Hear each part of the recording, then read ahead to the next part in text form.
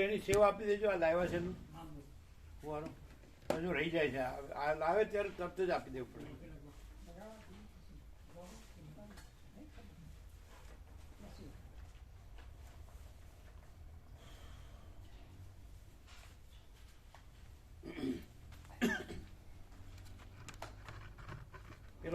પેલો ભાગ તૈયાર રાખ્યો છે.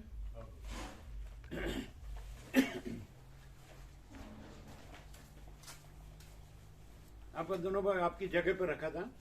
हाँ लिया था.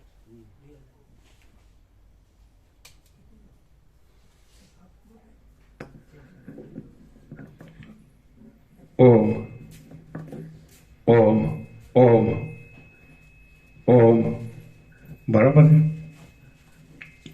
ओम बराबर है.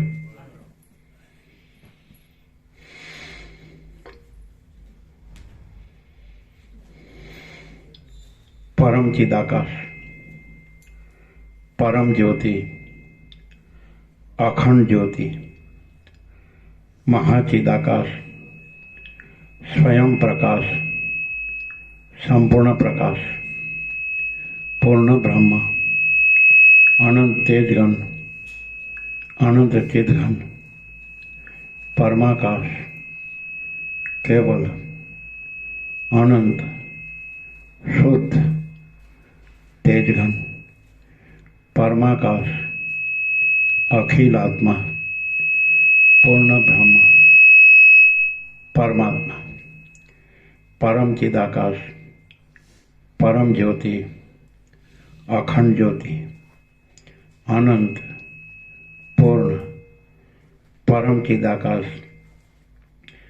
परम शांति, स्वयं सिद्ध, स्वयं प्रकाश, स्वयं पूर्ण, स्वस्वरूप, यही सब कुछ है. इसके सिवा कुछ नहीं है. शून्यवास, अनंत कोटि, महाकल्पो है ही नहीं. महाचिदाकाश, स्वयं प्रकाश, संपूर्ण प्रकाश, महाचिदाकाश ज्योति, अनंत, अखंड, अभेद, महाचिदाकाश ज्योति, महातत्व, महासामान्य, महाचिदाकाश, स्वसंवेद्य, सहज निर्विकल्प, महाचिदाकाश, परम कैवल्य, परम शांति, परम चिदाकाश, अनंत, पूर्ण, निरपेक्ष, सत्य, अनंत, संपूर्ण, अपरिघी, निर्भ्रांत, निरपेक्ष, वशिष्ठराम, निर्वाण उत्तरार्ध, राउंड 40मो राउंड.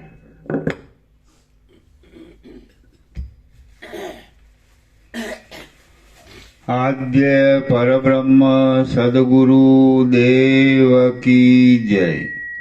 ओम श्री परमात्मने नमः. सद्ग्रंथों शिरोमणि श्री योग वासिष्ठ महारामायण निर्वाण प्रकरण उत्तरार्ध सर्ग 214 पेज नंबर 1749. सर्ग 214 ઉપદેશના વખાણ. આ 214મા સર્ગમાં ઉપદેશની પ્રશંસા, શ્રોતાઓનું કૃતકૃત્યપણું અને અંતે દિવ્ય તથા માનુષ મહોત્સવ વર્ણવવામાં આવશે.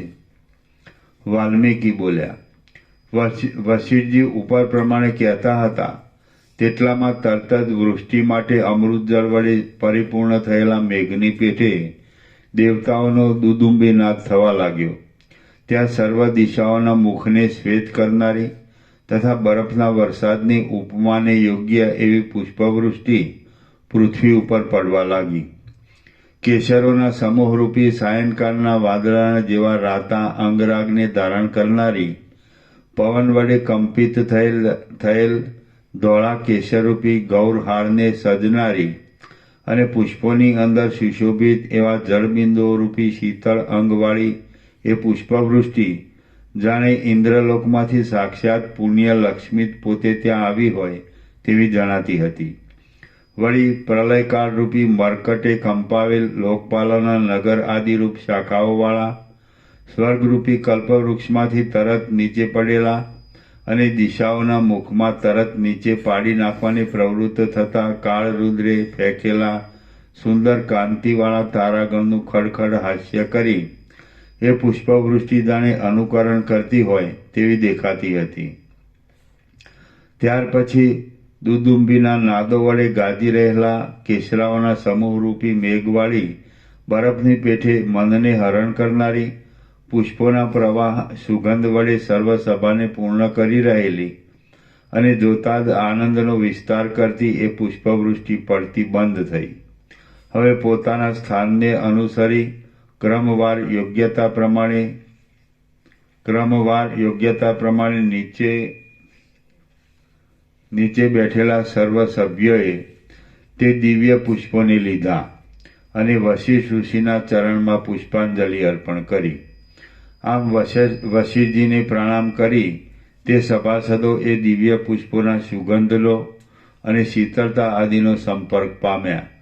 એટલે તેઓ દુર્ગંધ આદિથી થતા ખેદનો, ક્ષુધા, તૃષા, શ્રમ આદિથી થતા ખેદનો તેમજ જન્મ મરણ આદિ વિષયક ખેદનો ત્યાગ કરવા લાગ્યા.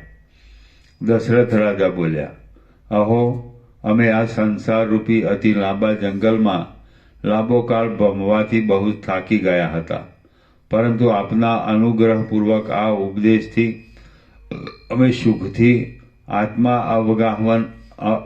અવગાહનમાં અધિકારી થયા છીએ. જેમ શુદ્ધ વાદળા પર્વતમાં વિશ્રામ લે છે તેમ અમે હવે આત્મામાં ચિર વિશ્રાંતિ પામ્યા છીએ. અમે સંપૂર્ણ રીતે આજે કર્મનો અવધિ દીઠો આપત્તિનો સીમાડો જોયો, સર્વ જાણવાનું જાણી લીધું અને પરમપદમાં અમે વિશ્રાંત થયા.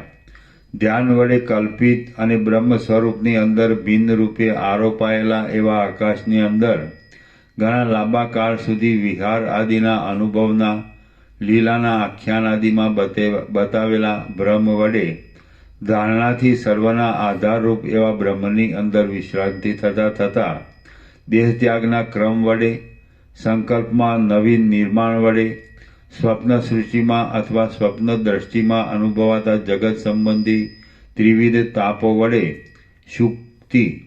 શુકિત છીપમાં ભ્રાંતિ વડે જણાતા રૂપાના અનુભવ વડે સ્વપ્નમાં થતા પોતાના મરણના દર્શન વડે પવનની અંદર અભિન્ન સત્તાથી રહેલી તેની ચલન શક્તિ વડે જળમાં અભિન્ન સત્તાથી રહેલા દ્રવપણા વડે ઇન્દ્રજાળના નગરના સમૂહો વડે ગંધર્વ નગરના સમૂહો વડે માયાથી દેખાતા પાણીના પૂરના સમૂહ વડે ઝાંઝવાના જળની નદીના વેગ વડે સર્વના ઉત્તરકાળમાં પ્રલય વખતે વર્ણવેલા પ્રચંડ પવનના સ્પર્શ વડે બે ચંદ્રમાના અનુભવના ઉદય વડે મદને લીધે વિવેકનો નાશ થતા જણાતા કલ્પનામય નગરની ચપળતા વડે શુભ અશુભનું સૂચન કર્યા વિના જ ભ્રાંતિ વડે પ્રતીતિમાં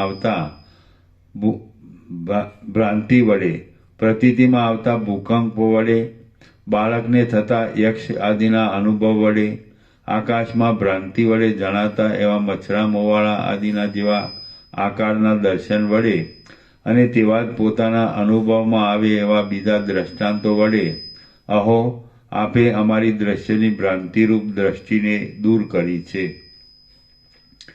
રામ બોલ્યા, હે મુનીશ્વર, આપની કૃપાથી મારો મોહ નષ્ટ થઈ ગયો છે. હું પરમપદને પ્રાપ્ત થયો છું, બ્રહ્મરૂપ જ થઈ રહ્યો છું અને અત્યંત શુદ્ધ બુદ્ધિવાળો થયો છું. હું નિસંદેહ બની જઈ બ્રહ્મરૂપ સ્વભાવની અંદર સ્થિર થઈ રહ્યો છું. હું આવરણ રહિત એવા શુદ્ધ વિજ્ઞાનરૂપ છું અને આપ જે કહેશો તે પ્રમાણે કરીશ. અમૃતની વૃષ્ટિની પેઠે સુખ આપનારા આપના વચનોનું હું વારંવાર સ્મરણ કરીશ.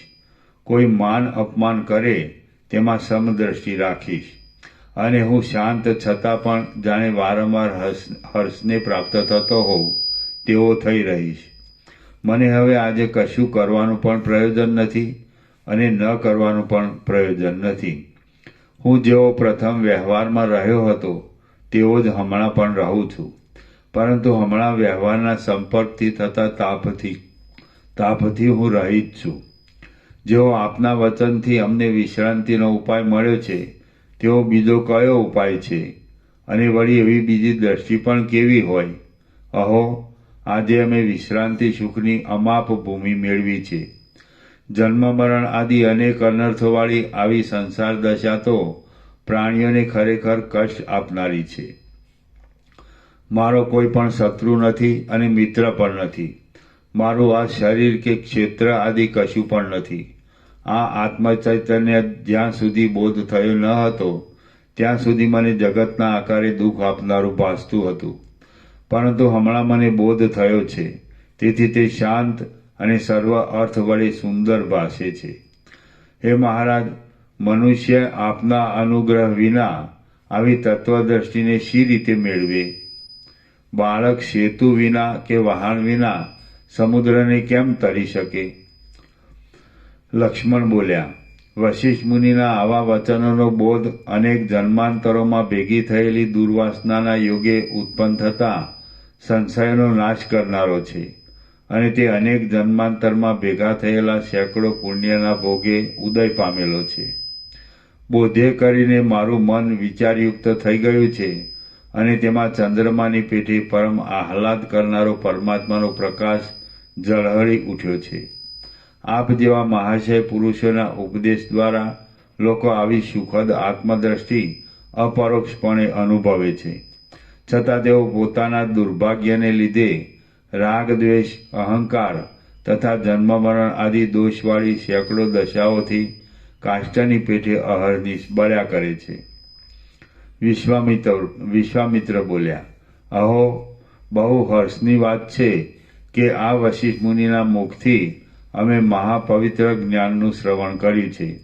તેથી અમે જાણે સેંકડો ગંગાઓમાં સ્નાન કર્યું હોય તેવા બની ગયા છીએ. રામ બોલ્યા, સર્વ સંપત્તિઓનો, સર્વ દ્રષ્ટિઓનો, શાસ્ત્રોનો, આપત્તિઓનો, કાવ્યરસ અલંકાર આદિથી સુશોભિત સર્વ પ્રકારની વાણીઓનો અને સુખ તથા વિશ્રાંતિના હેતુરૂપ જણાતા એવા સર્વ પ્રદેશોનો સીમાડો અમે આજે જોયેલો છે. નારદ બોલ્યા, જે જ્ઞાન બ્રહ્મલોકમાં, સ્વર્ગમાં કે ભૂલોકમાં આગળ સાંભળવામાં આવેલું નથી તે આ ઉત્તમ જ્ઞાન સાંભળી મારા કર્ણ આજે પવિત્ર થયા છે. લક્ષ્મણ બોલ્યા, હે મહારાજ, આપે અમારા અંદરના અને બહારના અંધકારને દૂર કર્યા છે, અને આ પ્રસિદ્ધ સૂર્યના કરતાં પણ વિશેષ સૂર્યપણું બતાવ્યું છે.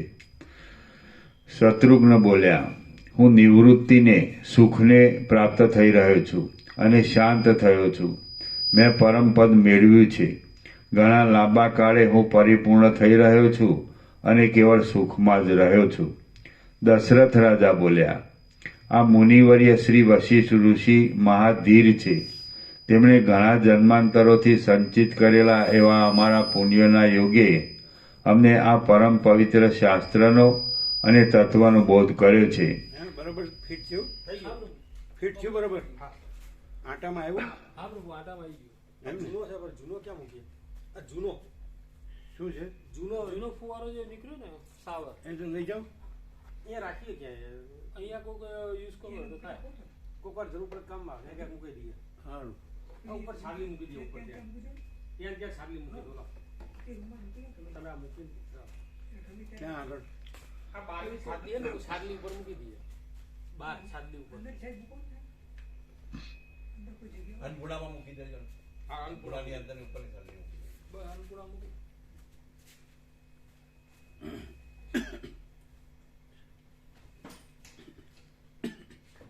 એટલે ઉપયોગમાં આવે એવું છે? હા, હવે તો પછી લાવવાની જરૂર નથી. ચાલો. દશરથ રાજા બોલ્યા, આ મુનિવર્ય શ્રી વશિષ્ઠ ઋષિ મહાધીર છે. તેમણે ઘણા જન્માંતરોથી સંચિત કરેલા એવા અમારા પુણ્યના યોગે અમને આ પરમ પવિત્ર શાસ્ત્રનો અને તત્વનો બોધ કર્યો છે. તેથી અમે પરમ પવિત્રપણાને પ્રાપ્ત થઈ ગયા છીએ. વાલ્મીકી બોલ્યા, ઉપર પ્રમાણે દશરથ રાજા વગેરે સર્વ વાતો કરતા હતા તેટલામાં જ્ઞાન વડે પવિત્ર એવી વાણી શ્રી વશિષ્ઠ ઋષિ બોલ્યા, હે રઘુકુળમાં ચંદ્રરૂપ મહારાજ દશરથ, હું આપને જે કહું તે આપ કરો. ઇતિહાસની કથાને અંતે દ્વિજાતિ વગેરેનું પૂજન કરવું જોઈએ. માટે તમે આજે સર્વ બ્રાહ્મણોની કામનાને પૂર્ણ કરો. તેમ કરવાથી વેદના અર્થનું આ રામાયણ દ્વારા શ્રવણ કરવાના રૂડા અનુષ્ઠાનના શાશ્વત ફળને આપ પ્રાપ્ત થશો. કીડાના જેવા તુચ્છ દરિદ્ર માણસે પણ મોક્ષના ઉપાયરૂપ કથા વસ્તુની સમાપ્તિ થતાં યથાશક્તિ દ્વિજોનું પૂજન કરવું જોઈએ. તો પછી આપ જેવા મહારાજા માટે તો શી વાત કરવી. ઉપર પ્રમાણે મુનિ વશિષ્ઠજીના વચન સાંભળી રાજા દશરથે વેદવાદી એવા ઉત્તમ 10,000 બ્રાહ્મણોને દૂત દ્વારા બોલાવ્યા. તેમણે મથુરામાંથી, સૌરાષ્ટ્રમાંથી અને ગૌડમાંથી ઉત્તમ કુળોના 10,000 બ્રાહ્મણોને બોલાવ્યા. તેમનું યથાવિધિ પૂજન કરી રાજા દશરથે તેમને ભોજન કરાવ્યા. તેમાં પણ જેમાં જ્ઞાનની વિશેષ અધિકતા હતી તેમને પ્રથમ ભોજન કરાવવામાં આવતા હતા. તેમણે સર્વની ઈચ્છા પ્રમાણે ભોજન, અન્નદાન, દક્ષિણા આદિ વડે તે બ્રાહ્મણોનું પૂજન કર્યું.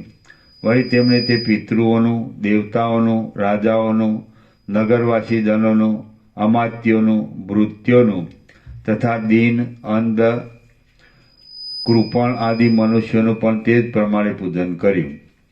તે દિવસે દશરથ રાજાએ પોતાને સંસારનો સીમાડો લાદ્યો હતો, તેથી પોતાના સ્નેહી સંબંધીઓ સાથે ઉત્તમ ઉત્સવ કર્યો. તે દિવસે રેશમી વસ્ત્રો વડે, સુવર્ણ વડે અને મણિઓ વડે સુશોભિત એવા રાજાના દરબારગઢમાં તેમજ મેરુ પર્વતની પેઠે અને કલ્પદ્રુમની પેઠે અતિ સરસ રીતે શણગારેલા એ નગરની અંદર મદોન્મથ વિલાસવાળી કામિનીઓ ઘેર ઘેર નૃત્ય કરવા લાગી. ત્યારે નૃત્યાંગનાઓએ પોતાના કેશ પાસે વિવિધ રીતે ગૂંથ્યા હતા અને તેમણે અલંકારોથી મઢેલા મુગટો પહેર્યા હતા. નૃત્ય કરતા તેઓ હાવભાવ બતાવવા માટે પોતાના હાથોને ઊંચા નીચા કરી ચેષ્ટાઓ કરતી હતી. આથી જાણે આકાશ અને અંબર પલ્લવિત થતા હતા. તેઓ મનોહર રીતે ખડખડ હાસ્ય કરતી હતી અને તેમના દાંતોની ચંદ્રકિરણની શોભા ચોમેર પ્રસરી રહેતી હતી. તેઓ મદમાં આવીને હુંકાર કરતી હતી અને નૃત્યલીલામાં તેઓ સુંદર સ્વર કરતી હતી. તેઓ પગને પૃથ્વી ઉપર ઠમકાવતી હતી અને એમ રમતમાં તેઓ ભૂમિને પ્રહાર કરતી હતી. તેમની ફૂલમાળાઓ ફૂલી રહી હતી અને આકાશમાંથી જેમ તારાઓ ખરે તેમ તે માળાઓમાંથી પુષ્પો ખરતા હતા. આથી તે વારાંગનાઓ પાંડુવર્ણની જણાતી હતી. તેમણે કંઠમાં ગાલેલી મુક્તાવલીની માળાઓ તૂટી જતી હતી અને તેમાંથી પાણીની ધારાની જેમ મોતીની ધારા ચાલતી હતી. આથી તેમના પગના ઠમકાઓ થંભી જતા હતા. આવી એ નૃત્યાંગનાઓ મુરલી, કીર્તનિયા, વીણા, મૂરજ તથા મૃદંગ આદિ વાદ્યોની શોભાને ધારણ કરી રહી હતી. તાંડવ વડે ઉદ્ધત શબ્દ કરી રહી હતી. પોતાના ચંચળ આભરણો વડે જાણે મૂર્તિમાન કામદેવને બતાવી રહી હતી અને યથેચ્છ નૃત્ય કરી રહી હતી. બ્રાહ્મણો ચોખ્ખા પદોથી વેદોનો પાઠ કરવા લાગ્યા. બંદીજનો સ્તુતિ કરવા લાગ્યા અને સ્ત્રીઓ ગાયન કરવા લાગી. મદ વડે સુશોભિત એવા મદ્યપાન કરનારાઓ તાંડવ નૃત્ય કરતા મદ્યપાન કરવા લાગ્યા. ભોજનની ઈચ્છા રાખનાર પુરુષો શણગાર સજીને વિવિધ પ્રકારના ભોજનો કરવા લાગ્યા. ચૂના આદિના લેપ વડે રંગાયેલી ઘરની ભીંતો રામરૂપી ચંદ્રના દેહની કાંતિરૂપી ચાંદની વડે તથા પુષ્પધૂપના સંપર્કથી બહુ જ શોભવા લાગી. દશરથ રાજાએ એ ઉત્સવ યજ્ઞની અંદર વિચિત્ર વસ્ત્રોને ધારણ કરી રહેલી ઉત્તમ માળાઓ તથા આભૂષણો વડે શોભી રહેલી અને સુગંધથી ભભૂકી રહેલી પરિચારક દાસીઓ ચો તરફ ફરવા લાગી. પોતાની દેહરૂપી યષ્ટિમાં યક્ષ, કરદમનો, કપૂર, અગર, કસ્તુરી અને કંકોલ એ ચારેય વસ્તુ સાથે મળેલા ચંદનનો લેપ કરી તાંડવ નૃત્ય કરનારી વનિતાઓ રાજસભામાં શણગારેલા આંગણામાં જવા લાગી. આમ અક્ષય બ્રહ્મપદનો લાભ થતા અને સંસારરૂપી અંધારી રાત્રિ નાશ પામતા દશરથ રાજાને હર્ષ ઉત્પન્ન થયો. તેથી તેમણે 7 રાત્રિ સુધી ઉપર વર્ણવ્યા પ્રમાણે દાન અને ભોગ એ બંને શોભા સહિત ઘણો મોટો ઉત્સવ કર્યો. શ્રી યોગ વાસિષ્ઠ મહારામાયણમાં નિર્વાણ પ્રકરણના ઉત્તરાર્ધનો મહોત્સવ વર્ણન નામનો સર્ગ 214મો સમાપ્ત. એટલે વ્યાપકમાંથી સેવા આપી દો.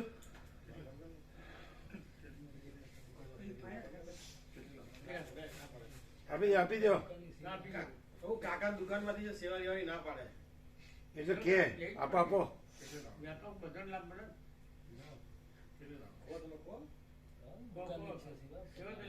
પ્રભુ નાની વસ્તુ જ છે, નથી લેવી. લાભ આખા ગીઝરો લાભ મળે ને વ્યાપકમાં. દુકાનમાંથી આવી છે પ્રભુ, આવી નાની વસ્તુ ચલો. સર્ગ 215મો ગ્રંથની પ્રશંસા. આ 215મા સર્ગમાં રામ આદિની પેઠે તમે પણ પ્રબુદ્ધ થઈ જીવનમુક્ત બની સુખી રહો એવો બોધ વાલ્મીકી ઋષિ પોતાના શિષ્ય ભરદ્વાજને આપશે. વાલ્મીકી બોલ્યા, હે મહાબુદ્ધિશાળી શિષ્યવર ભરદ્વાજ, એવી રીતે રામ આદિ જ્ઞાત જ્ઞેય જાણવાનું જેણે જાણી લીધું છે તેવા થઈ જઈ નિશોકપણાને પરમાનંદ દશાને પ્રાપ્ત થયેલા છે. તમે પણ આ સુંદર બ્રહ્મદ્રષ્ટિનું અવલંબન રાખી રાગથી રહિત થઈ જઈ નિશંક રીતે જીવનમુક્ત દશામાં શાંત બુદ્ધિને ધારણ કરી મરજી પ્રમાણે જેમ સુખ આવે તેમ સ્થિતિ રાખી રહો. હે નિષ્પાપ ભરદ્વાજ, બુદ્ધિ ગાંઠા મોહમાં નિમગ્ન હોય અને વિમૂઢ હોય તો પણ દુઃસંગનો કે ભોગોના સંગનો અભ્યાસ ન કરવામાં આવે તો તે રામ આદિની પેઠે જ મોહને પ્રાપ્ત થતી નથી. ઉપર વર્ણવ્યા પ્રમાણે જ આ મહાશય એવા રામચંદ્ર આદિ રાજપુત્રો અને દશરથ આદિ રાજાઓ જીવનમુક્ત પદને પામ્યા છે. હે પુત્ર ભરદ્વાજ, તમે પણ પોતાની મેળે જ પોતાના વિચારના બળથી જ મુક્ત છો, તો પણ આ મોક્ષ સંહિતાનું શ્રવણ કરી હમણાં વળી સત્ય રીતે વિશેષ મુક્ત થયા છો. આ પવિત્ર અને પ્રત્યક્ષ અનુભવવાળા અર્થને બતાવનાર મોક્ષના ઉપાયોનું શ્રવણ કરી બાળક પણ તત્વજ્ઞ થઈ જાય છે, તો પછી તમારા જેવા યોગ્ય અધિકારી માટે તો શી વાત કરવી. હે સુશીલ ભરદ્વાજ, જેમ વશિષ્ઠજીના વાક્યોની હૃદયમાં અસર થવાથી રામચંદ્રજી આદિ મહાનુભાવો શોકરહિત થઈ જઈ પરમ પવિત્ર પદને પ્રાપ્ત થઈ ગયા, તેમ તમારે પણ એ જ આદ્ય પદ મેળવવાનું છે. જેમ વશિષ્ઠજીના સંગથી રામચંદ્ર આદિએ આત્મજ્ઞાન મેળવ્યું હતું, તેમ યોગ્ય ઉત્તમ બુદ્ધિવાળા અધિકારી પુરુષો સત્પુરુષોની શિખામણથી, તેમની ઉત્તમ સેવાથી, પ્રશ્ન વડે અને ઉદાર આખ્યાયિકામાંથી નીકળતા ઉપદેશ વડે વેદ્ય જાણવા યોગ્ય તત્વવસ્તુને જાણી લે છે. અવિવેકી પુરુષના હૃદયની અંદર ગ્રંથિઓ બહુ દ્રઢ થઈ જાય છે અને તૃષ્ણારૂપી ચર્મરજ્જુના દ્રઢ બંધથી તે સચોટ દ્રઢ થઈ રહે છે. પણ જેમ મુગ્ધા સ્ત્રીઓ પ્રૌઢ થતાં પોતાના પતિની સાથે બરાબર એકરસ થઈ જાય છે, તેમ મોક્ષ કથાના વિચારથી તે સર્વ ગ્રંથિઓ ગળી જાય છે અને બ્રહ્મ સાથે એક રસપણાની પ્રાપ્ત થાય છે. હે પુત્ર ભરદ્વાજ, અહીં વિશેષ કહેવાનું શું પ્રયોજન છે, પરંતુ જેઓ આ મહાપ્રભાવવાળા મોક્ષના ઉપાયનું શ્રવણ કરશે તેઓ તત્વવેત્તાઓમાં અતિ શ્રેષ્ઠતા મેળવી પાછા ફરીવાર આ સંસારમાં આવશે નહીં. આ સંબંધમાં જાજુ કહેવાનું શું કામ છે? જે બહુશ્રુત સત્પુરુષો બહુશ્રુત ગુરુઓની પાસે પોતે પ્રથમ આ ગ્રંથનો સારી રીતે વિચાર કરશે અને તેના સંવાદની કથા વડે સારી પેઠે તેનો અર્થ સમજશે અને પછી શ્રોતાજનને સંપ્રદાય પ્રમાણે શ્રવણ કરાવશે, તેઓ મૂર્ખતાને કે પુનર્જન્મને પ્રાપ્ત થશે નહીં. અહીં બીજા વિશેષ વાક્યો કહેવાનું શું પ્રયોજન છે? અથવા સંપ્રદાય વિના સાંભળેલા કે સંભળાવેલા વચનો વડે પણ શું?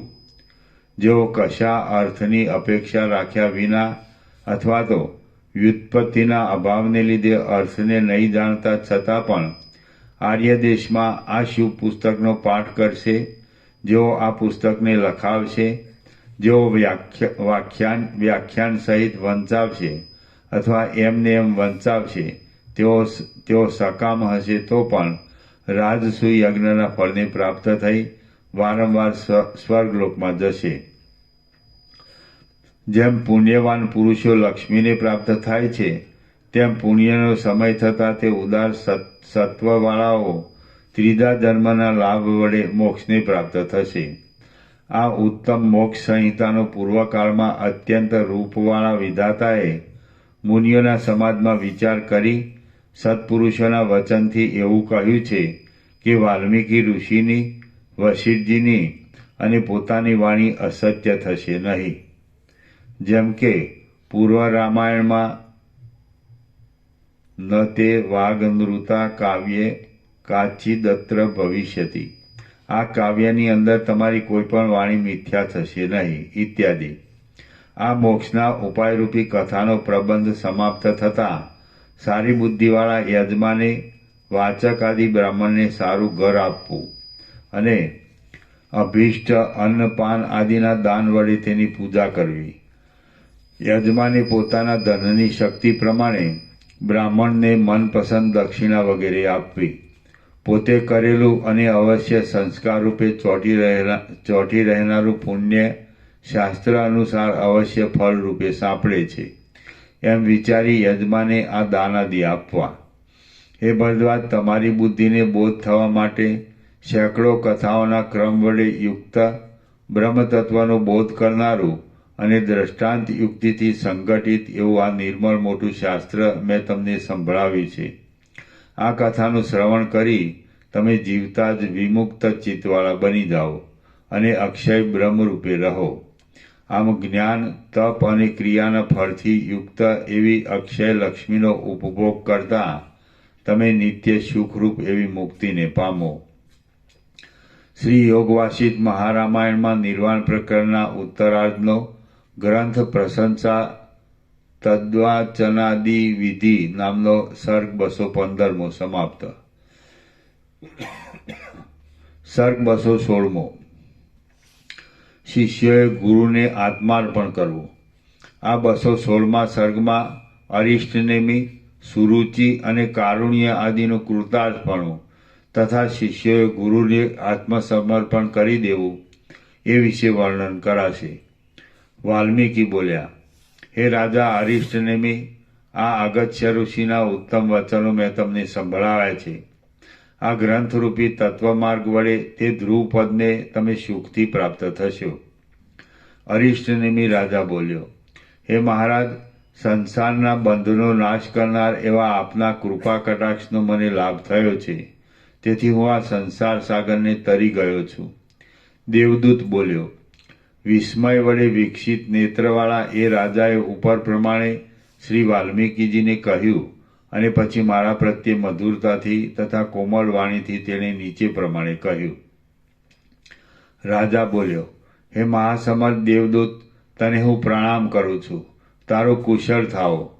સત્પુરુષોની મિત્રતા 7 પગલાં સાથે ચાલવાથી અથવા 7 પદોના સંભાષણથી થઈ જાય છે. એવી લોકવાર્તા તે આ વખતે અહીં સત્ય કરી બતાવી છે. હવે સુખથી તું દેવલોકમાં જા. તારું કલ્યાણ થાઓ. કથાના શ્રવણથી મારા સર્વ તાપોની શાંતિ થઈ છે અને હું પરમ સુખને પ્રાપ્ત થયો છું. હું નિરતિશય આનંદના લાભ વડે હર્ષ પામે છું. હું સાંભળેલા અર્થનું ચિંતન કરતો અહીં તાપથી રહિત શીતળ દશાનો આશ્રય કરી સ્થિતિ રાખીશ. હે મનોહર અપ્સરા, ઉપર પ્રમાણે મને તે રાજાએ કહ્યું, તેથી હું વિનય આદિ સંપત્તિ જોઈ પરમ વિસ્મયને પ્રાપ્ત થયેલો છું. પૂર્વે કદી નહીં સાંભળેલો એવો આ અપૂર્વ જ્ઞાનનો સાર સત્સંગને લીધે મારા સાંભળવામાં આવ્યો છે અને તેથી હમણાં મેં જાણે અમૃતનું પાન કર્યું હોય તેવો હું અંદર થઈ ગયો છું. ત્યાર પછી વાલ્મીકીને પૂછી તેમની આજ્ઞા લઈ હું અહીં તારી પાસે આવ્યો છું. હે નિષ્પાપ અપ્સરા, ત્યાં જે મને પૂછ્યું તે સર્વ મેં તને કહી બતાવ્યું છે. હવે હું ઇન્દ્રલોકમાં જઈશ. અપ્સરા બોલી, હે મહાભાગ દેવદૂત, હું તને પ્રણામ કરું છું. આ તે શ્રવણ કરાવેલા તત્વજ્ઞાન વડે હું પરમ સુખ વિશ્રાંતિને પ્રાપ્ત થઈ છું, કૃતાર્થ થઈ છું અને શોકથી રહિત થઈ છું. હવે સુખથી તું ઇન્દ્ર પાસે યથેચ્છ રીતે જા, તારું કલ્યાણ થાવ.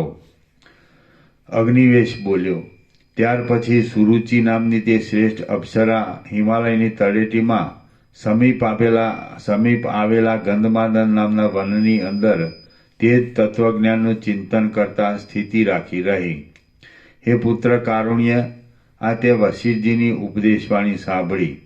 એ સર્વ વાતને હૃદયમાં બરાબર સમજ્યા પછી તારી ઈચ્છા હોય તેમ તું સુખથી કર.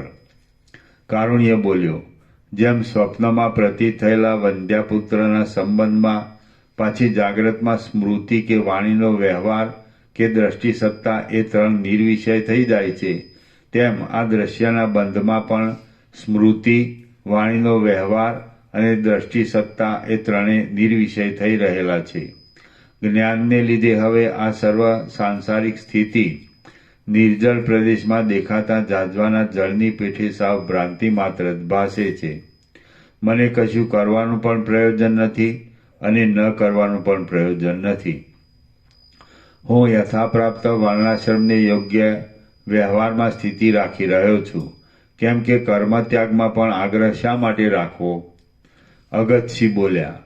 અગ્નિવેશ્યના પુત્ર વિવેકી કારુણ્યે ઉપર પ્રમાણે કહી વિવાહ કર્યો અને કર્માધિકારને પ્રાપ્ત થઈ તે યથોચિત કાળમાં ન્યાયને અનુસરનારી સ્નાન દાન આદિ કર્મને કરવા લાગ્યો.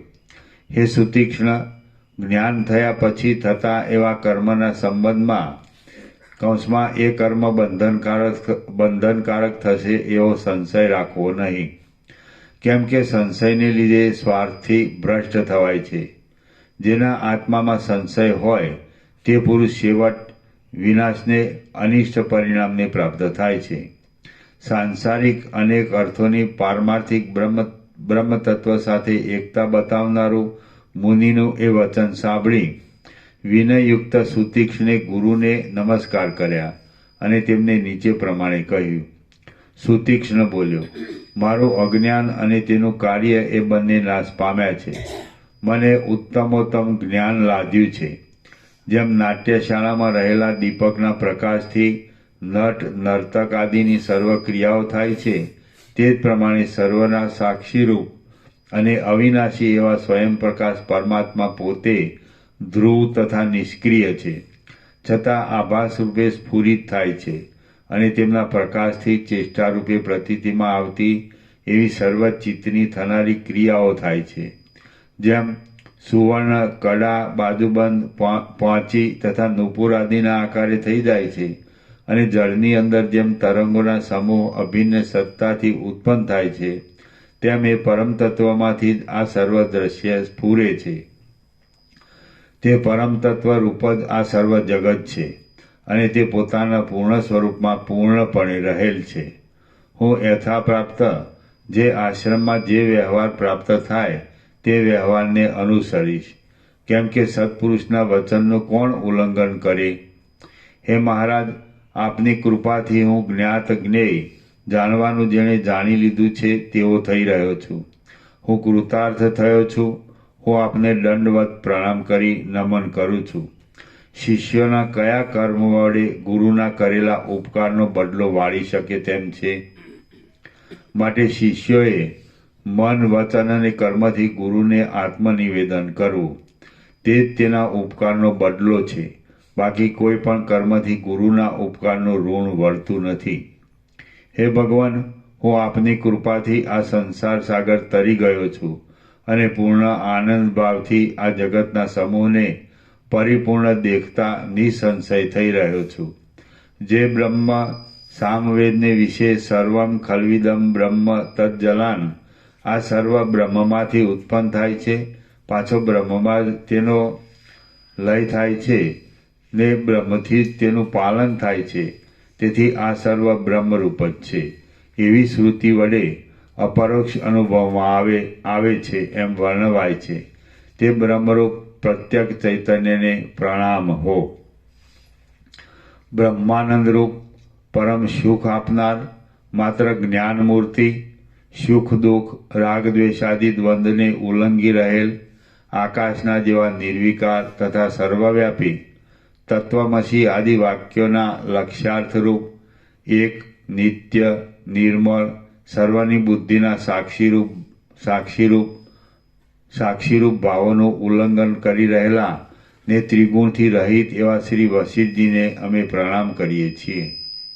બ્રહ્માનંદમ પરમ સુખદમ કેવલમ જ્ઞાનમૂર્તિ દ્વંદ્વાતીતમ ગગન સદૃશમ તત્વમસ્યાદિલક્ષમ એકમ નિત્યમ વિમલમચલમ સર્વધિ સાક્ષીભૂતમ ભાવાતીતમ ત્રિગુણરહિતમ શ્રી વશિષ્ઠમ નતા સ્મઃ.